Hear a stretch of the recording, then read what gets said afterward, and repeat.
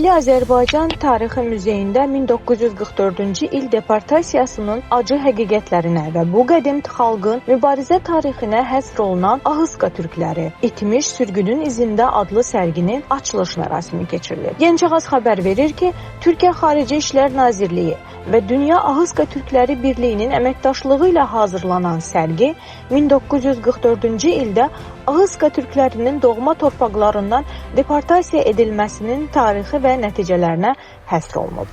Açılış mərasimində Mədəniyyət Nazirinin müavini Sadət Yusifova, Türkiyənin ölkəmizdəki səfiri Birol Akgün, Dünya Ahıska Türkləri Birliyinin sədri Ziyəddin Kasanov və digər rəsmi şəxslər iştirak ediblər. Tədbirdə çıxış edən Dünya Ahıska Türkləri Birliyinin sədri Ziyəddin Kasanov Azərbaycanın Ahıska türklərinə göstərdiyi diqqət və qayğıda ümummilli lider Heydər Əliyevin xüsusi rolunu qeyd edib. O, Ulu Öndərin Ahıska türklərinin Azərbaycanda təhsil alması və cəmiyyətə inteqrasiyası üçün mühüm imkanlar yaratdığını xatırladı.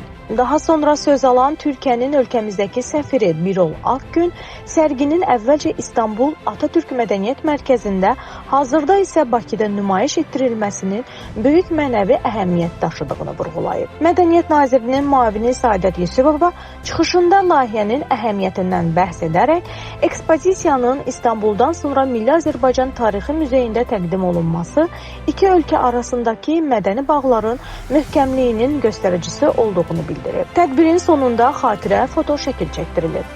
Dünya Ahıska Türkləri Birliyi tərəfindən səfirə, nazir müavininə və Milli Azərbaycan Tarixi Muzeyinin rəhbərliyinə xatirə hədiyyələri təqdim olunub.